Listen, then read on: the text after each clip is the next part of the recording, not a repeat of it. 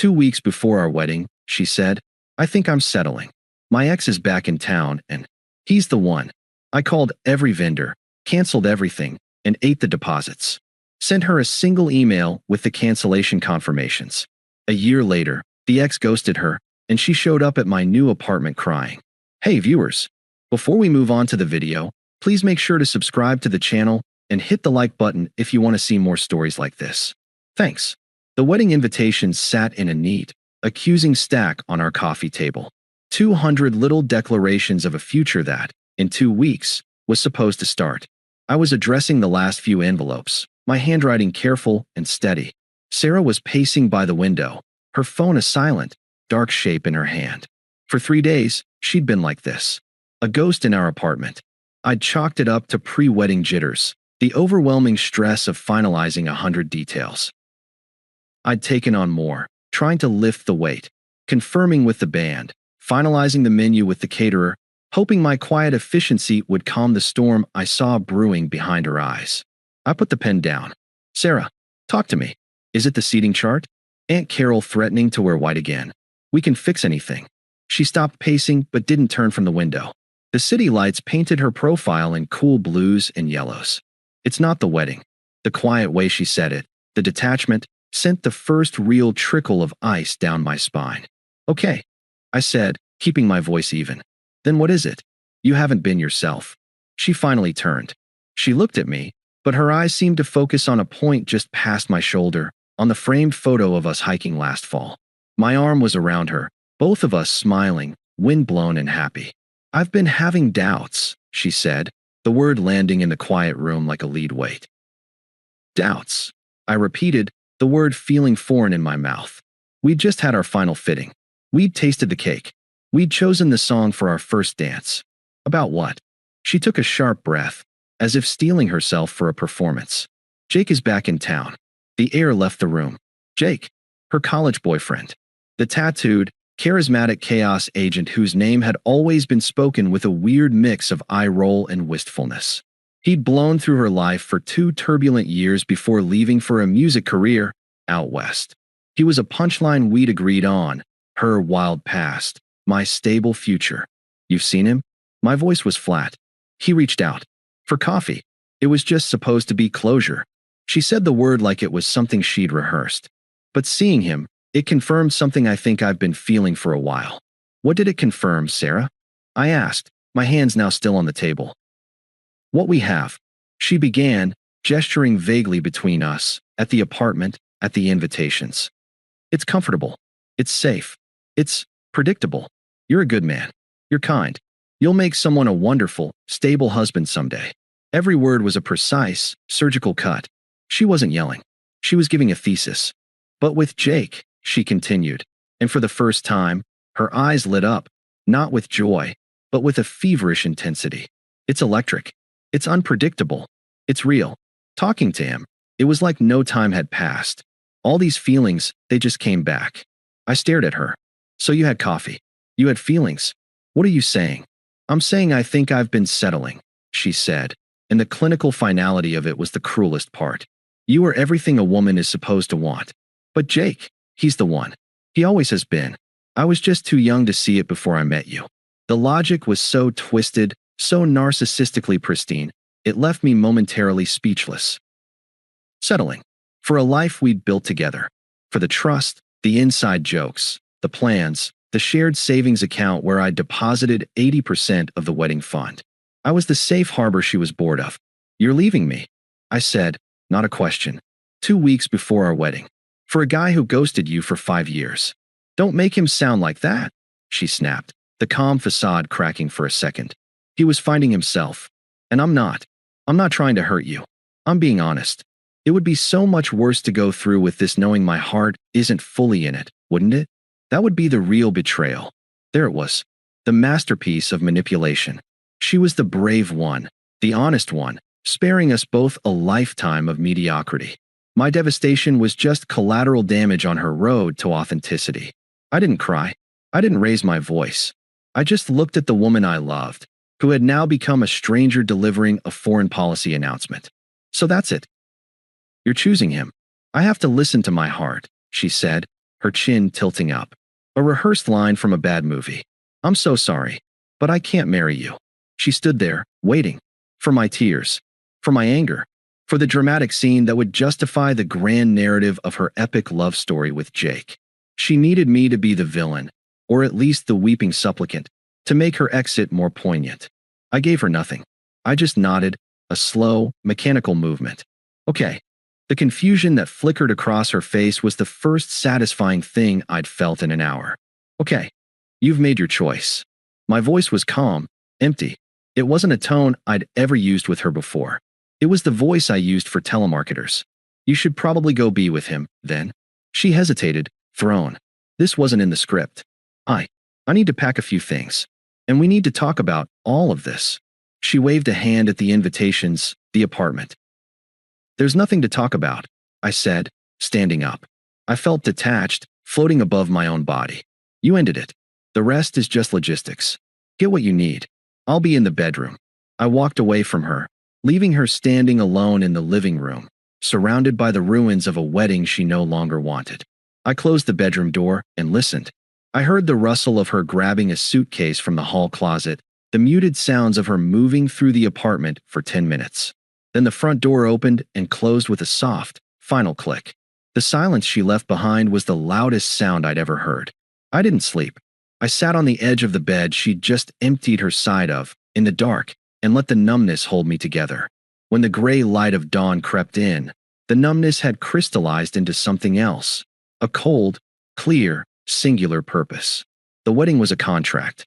She had voided it. My job was to administratively terminate all associated assets. I made coffee. The familiar routine was an anchor. I took out my laptop and opened the master wedding spreadsheet, my creation, color-coded, with contacts, costs, and deposit dates. I felt no anger looking at it. It was just a project plan for an event that was no longer occurring. I started a new list on a fresh document. A kill list. Venue, the Riverside Conservatory. Caterer, Maison Blanche. Florist, Bloom & Company. Baker, Sweet Artistry. Band, the Silver City Combo. Photographer, Lens and Light. Rentals, Premier Party Supply. My hand was steady as I picked up my phone. I dialed the number for the Riverside Conservatory first. It was 8:02 a.m. Riverside Conservatory, this is Marcia speaking. Hi Marcia, this is Mark Evans. I have an event booking for the 19th of this month. Oh yes, the Evans-Williams wedding. So excited for you folks. What can I do for you? I need to cancel the event. Completely. A pause. Oh, I'm so sorry to hear that. Is everything all right? Would you like to discuss rescheduling? No, thank you. A full cancellation. I understand the deposit is forfeit according to our contract. Well, yes, that's correct. But are you sure? This is very last minute. The full deposit was quite substantial. I'm sure. Please process the cancellation and email the written confirmation to the address on file. Thank you for your help, Marcia. I hung up before she could offer condolences. I didn't want pity. I wanted confirmations. I called the caterer next. Then the florist. My script was the same. Polite, definitive, devoid of emotion. I was a customer service bot executing a command. I need to cancel the order for the 19th. Full cancellation. Yes, I forfeit the deposit. Please email the confirmation. With each call, a piece of our imagined future was dismantled. The salmon entrees, the peony centerpieces, the 3-tier vanilla bean cake, the band's playlist that ended with "You are the best thing." Gone. Converted into lost statements in an inbox. I saved the band for last. The photographer. The rentals. My voice never wavered. I was operating in a vacuum. The financial hit was staggering. Thousands of dollars, most of it from my savings. But the money felt abstract. It was the cost of erasure. A fee to make the phantom future disappear. By 10:15 a.m., it was done. My inbox began to ding, one by one, with PDF attachments titled "Cancellation Confirmation." I packed a single suitcase. Clothes, toiletries, my laptop, the small lockbox with my passport and important documents. I didn't take a single photo. I didn't touch her things. I just needed to be gone from this museum of a life that was now defunct. I drove to a budget extended stay hotel on the other side of the city. I paid in cash for a week. The room was bland, beige, and anonymous. Perfect. I opened my laptop. I compiled all the cancellation PDFs into a single file. I opened a new email. I typed her address. The body of the email required no thought. It was a clinical report. To Sarah, subject: wedding arrangements as per your decision. All wedding arrangements have been terminated. Attached are the cancellation confirmations. All deposits have been forfeited. I will be in touch to arrange a time to collect the remainder of my belongings. Mark. I attached the PDF. My finger hovered over the trackpad. There was no rage, no sadness, no satisfaction. There was only the finality of a task completed. I clicked send. Then I turned my phone off. When I powered it back on a few hours later, it erupted. A volcano of notifications. Missed calls. Texts. The first one from Sarah, timestamped 11 minutes after my email. Sarah, what is this? What did you do? Then, 5 minutes later, call me. Now.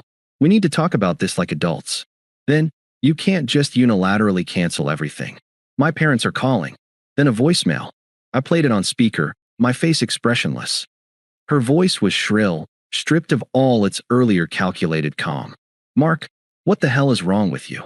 Do you have any idea how much money you just threw away? My mother is hysterical. You can't just, you have to call these people back and fix this. This isn't how you handle a disagreement. Call me back right now, you selfish, insane bastard. Click.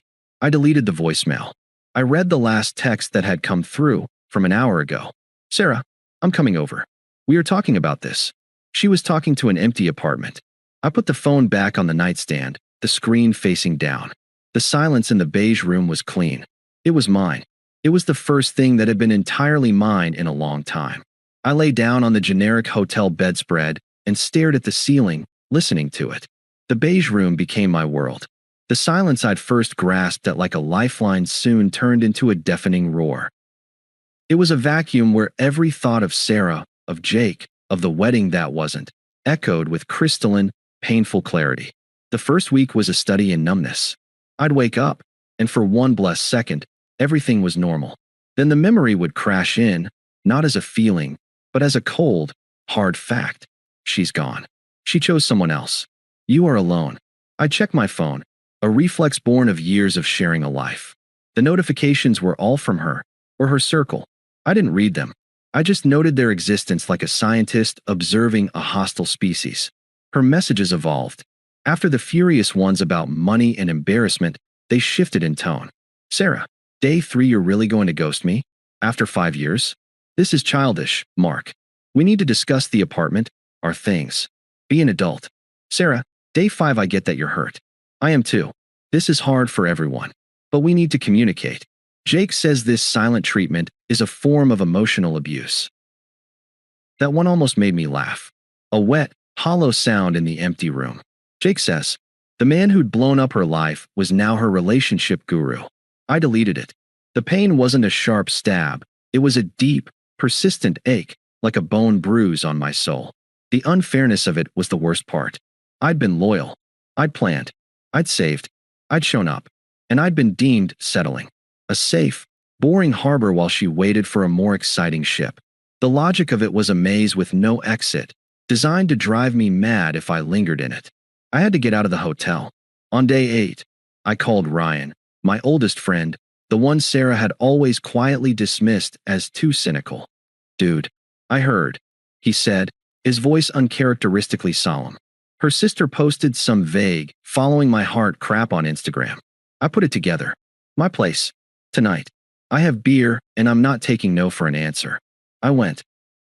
Sitting on his cluttered couch, surrounded by video game posters and the comfortable smell of old pizza, I felt the first flicker of something other than numbness. It was sanctuary. So, Ryan said, handing me a bottle. The full story. And don't give me the it's complicated bullshit. Her sister's post made it sound like she bravely escaped a hostage situation. So I told him. The pacing, the doubts, the name, Jake, this settling speech. I recited it in that same flat, telemarketer voice I'd used to cancel the florist. When I finished, Ryan just stared. She said you were settling. 2 weeks out. With the cake chosen and everything. That was the thesis, yes. He took a long swig. And you just canceled it all? Every vendor. Yes. A slow grin spread across his face. Cold. I love it. The most expensive breakup in history. It wasn't about the money, I said, and for the first time, I felt a spark of the truth behind the words. It was about closing the file. She ended the marriage. I just ended the party. Let her and Jake have their electric, unpredictable romance. It has nothing to do with me. Ryan's grin faded into something like respect. Hell yeah, that's the mantra. Nothing to do with me. Now, how can I help? With Ryan's help, I found a real apartment. A small, sunny one-bedroom in a neighborhood Sarah had deemed up-and-coming but not there yet. I bought a bed, a sofa, a table. No consultations. No compromises. It was sparse, but it was mine. I went back to the old apartment once, with Ryan as a buffer, at a time she'd agreed to via a terse text exchange. She was there, with Jake. He was exactly as I'd pictured, leaning against my kitchen counter with a practiced casualness, a sleeve of tattoos visible under his rolled-up flannel. He gave me a nod that was meant to be cool, but came off as arrogant.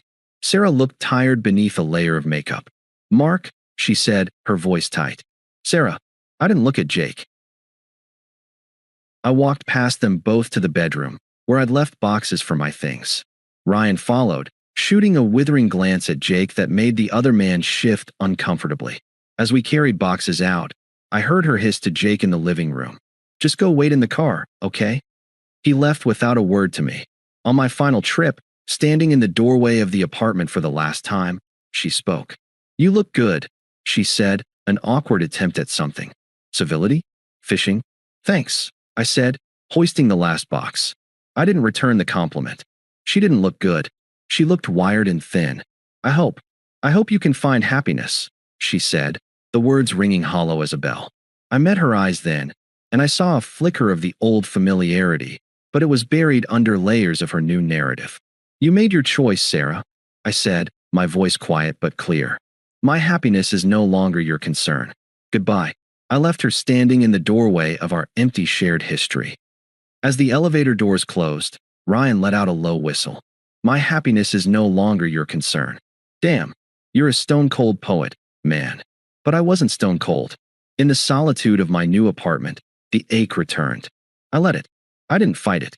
I'd sit in the silence, and instead of planning a wedding, I'd plan my life. I rejoined a weekend hiking group. I finally signed up for the woodworking course I'd always talked about. I poured myself into work, not as an escape, but as a foundation. The pain was like a stubborn house guest, but slowly, day by day, it took up less space.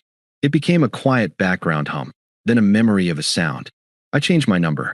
It was the final, decisive cut. The last tether, snipped. The new silence was profound and, for the first time, peaceful. The news of her downfall came to me in fragments, from oblique angles. I didn't seek it. The world, in its small, interconnected way, delivered it to my doorstep. The first piece came from Megan, a mutual friend who had always been squarely on Team Sarah during the initial fallout. She texted my old number, not knowing I'd changed it. The message forwarded to my email. Megan forwarded, "Hey Mark, I know you probably hate us all, and I get it, but I thought you should know, things with Jake aren't good. He's not who she thought.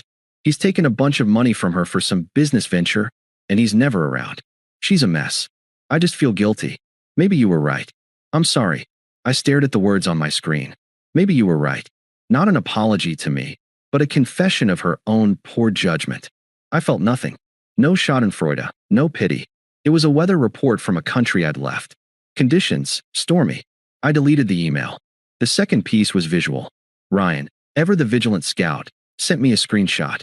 It was from Jake's Instagram, which was set to public. The post was a blurry photo of the open road from a car window. The caption, "Gotta keep moving. On to the next vibe." Victory hand checked Sarah's. Ryan's accompanying text read, "Radio silence for 3 weeks. Then this yesterday." He sent another screenshot. It was a story post, just text on a dark background. It read, "When you realize the adventure was just a detour to nowhere. The plot thickens," Ryan wrote. Or more accurately, collapses. The final, definitive piece came via my parents. My mother, who had been heartbroken but fiercely protective of me, called one evening, her voice laced with grim satisfaction. "You'll never guess who your father ran into at the golf club," she began. "Sarah's dad." I guessed, leaning against my kitchen counter. Through the window, I could see the lights of my new neighborhood twinkling peacefully. Bingo. And he looked, according to your father, like he'd aged 10 years. He was all fake smiles until your dad asked how Sarah was doing. Then he just deflated. My mother paused, and I could hear the clink of her teacup. Apparently, that Jake character bled her dry. Took almost $15,000 for some record studio time. That never happened. Then, last month, he just vanished. Cleared out his stuff from her apartment while she was at work and blocked her on everything. Left her with a maxed-out credit card he'd borrowed. I listened, watching a couple walk hand in hand down the street below. I felt a distant, academic interest. That's unfortunate, I said. Unfortunate, my mother spluttered. It's karmic justice is what it is. She destroyed everything for a common grifter. And now, Mark, listen to this. Now she's telling people she made a terrible mistake, that she was manipulated, that she never stopped loving you. She's trying to rewrite history. Let her, I said, my voice calm. Her history has nothing to do with my present. There was a long silence on the other end. You're really okay, aren't you? She said, her tone shifting from fury to wonder. I'm building a good life, Mom. A quiet one. What she's doing, it's just noise from another room. But the noise was trying to find its way back to my door. A week later, a voicemail appeared on my new, private number. I have no idea how she got it. Her mother's voice, saccharine and strained, filled my car as I drove home from my woodworking class. Mark, dear, it's Linda, Sarah's mom. I know this is highly unusual. We've all been through such a trial, haven't we? That horrible man. He's really done a number on our girl. She's not well. She's lost so much weight. She just sits and cries. She realizes now what she had, what she threw away in a moment of foolishness. We all make mistakes, Mark. You loved her once. As a mother, I'm begging you. Just talk to her. Just a coffee. She needs closure. You're a good man. Don't you think you owe her that, after all your history? The manipulation was so thick, it was almost impressive. Our girl. A trial. Don't you owe her? I felt a cold spike of anger, not for me, but for the sheer audacity. The entitlement that believed my peace was something I owed to the person who shattered it. I didn't delete it immediately. I saved it. I played it again when I got home, sitting in my quiet, clean living room, surrounded by the smell of fresh-cut pine from my class project. I listened to every wheedling, guilt-laden word. Then I drafted a text. I didn't send it to her mother. That would be an engagement. I sent it to Ryan. Me. Her mother just left me a voicemail, playing the sick daughter card, saying I owe Sarah closure. Ryan, LOL. The audacity. What's your move, Ghost General? I looked around my apartment. At the books on my shelf, chosen by me. At the hiking boots by the door. At the half-finished cherrywood box on my workbench. This was my life. It was small, and it was real, and it was untouchable. Me. No move. She's a phantom. You don't negotiate with phantoms. I deleted the voicemail. The chapter was over. The main character had moved on. But as I turned off the light, a cold certainty settled in my gut. Phantoms don't always know they're dead. And this one, desperate and unraveling, was going to try to haunt a place that was no longer her home. The first text arrived on a Tuesday evening. I was sanding the edges of the cherrywood box, the rhythmic swish-swish of meditation. My phone buzzed on the workbench. Unknown number. Mark. It's Sarah. I know you changed your number. I had to beg my cousin who works at the cell provider. Please don't be angry. I need to talk to you. The sawdust in the air seemed to hang still for a second. I felt nothing but a mild, distant annoyance at the breach of my peace. I placed the phone face down and continued sanding. The notification light blinked insistently for a while, then went dark. 2 days later, another. Unknown number. I know you're seeing these. Please. I made the biggest mistake of my life. What Jake and I had, it wasn't real. It was a fantasy. What we had was real. I'm so sorry for how I said everything. For everything. Her words were a broken record, scratchy and out of tune. The grand romance had been reduced to a fantasy. The electric connection was now a mistake. I deleted the message. The following week, the phone rang. The same unknown number. I let it go to voicemail. An hour later, the notification popped up. I played it while stirring pasta on my stove. Her voice was thick, wobbly. Hey, it's me. Look, I'm at my parents' place. Jake's gone. He took money. He took everything. And all I can think about is how I threw away the one good, real thing I ever had. With you. I'm so lost, Mark. I don't expect you to forgive me. I need to hear your voice. I need to know if there's even a 1 in a million chance you could ever look at me again. Please, call me back. There it was. Not an apology for me, but a confession of her loss. Her consequences. The voicemail ended with a soft, practiced sob. I deleted it and plated my pasta. It tasted fine. The silence in my apartment tasted better. The flying monkeys, as Ryan called them, were deployed next. First, Megan again, this time to my email. Megan, Mark, she's really not well. I know she hurt you, but she's being punished enough, don't you think? That guy destroyed her. She's a shell. She cries every day. All she talks about is you and the life she threw away. Would it kill you to send her a text? Just I hope you heal. Something. You used to be so kind. You used to be so kind. The ultimate guilt trip. My kindness was a trait she'd valued when it served her, and now it was a weapon to be used against me for not dispensing it on demand. I didn't reply. Then, a Facebook message from her brother, David, whom I'd once helped move apartments. David, hey man, long time. Listen, I'm not going to sugarcoat it. Sarah fucked up. Royal. We all see it. But she's family, and she's drowning. She won't get help. She just obsesses over you. Thinks if she can just talk to you, she can fix it. Maybe you could just meet her, tell her to her face it's over so she can move on? For old time's sake? It would be a mercy. A mercy. They were all framing it as a charitable act for her closure. My closure, the one I'd built meticulously in this new apartment, was irrelevant. My peace was an obstacle to hers. I closed the browser tab. The attempts became a morbid calendar. A happy birthday text on my birthday, she remembered. A Merry Christmas email, generic, but from her. Each one I met with the same void. Silence was my reply. It was the only reply she couldn't twist, couldn't argue with, couldn't use as fuel. Then, on a rainy Thursday evening, the silence broke. My doorbell rang. I wasn't expecting anyone. Ryan had a key for emergencies. I peered through the peephole. She was there. Sarah stood under the dim hallway light, huddled in a rain-spotted jacket that was too thin for the weather. She looked smaller, deflated. The careful, polished beauty was gone, replaced by a raw, sleepless anxiety. Her eyes were fixed on my door, wide and desperate. My heart didn't leap. It didn't sink. It just beat, steadily, indifferently. I considered not answering, but I knew this phantom would keep rattling its chains at my door. It was time to make the silence audible. I took a slow breath, unlocked the door, and opened it just enough to stand in the frame. I didn't step out. I didn't invite her in. She flinched as if struck by the sight of me. "You're here," she whispered. "I live here," I said, my voice neutral. "You didn't answer any of my calls. My texts." Her voice trembled, tears already welling. The performance was beginning. "No," I agreed. "I need to talk to you. Can I come in? Just for 5 minutes." "No." The blunt refusal stunned her. She blinked, the tears spilling over. "Please, Mark. I'm not okay. Jake, he used me. He lied about everything. He took money and he left. He ghosted me."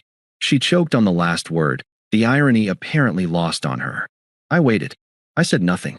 Her frustration bubbled up at my calm. "Say something. I'm here. I'm humiliating myself. Don't you see what I threw away? We had a whole life planned. A home, a family, and I ruined it for a lie." She was rewriting history in real time. Our plans were now her lost treasure, not the settling she'd scorned. "You were right," she pleaded, taking a half step forward. I didn't retreat. My stillness was a wall. About everything. I was blind. I was stupid. I never stopped loving you. It was always you. That was the line. The one she'd probably practiced in the mirror. It hung in the damp hallway air, cheap and theatrical. I finally spoke. "What you're going through," I said, my tone flat, conversational, "has nothing to do with me." She stared, her mouth slightly open. "What?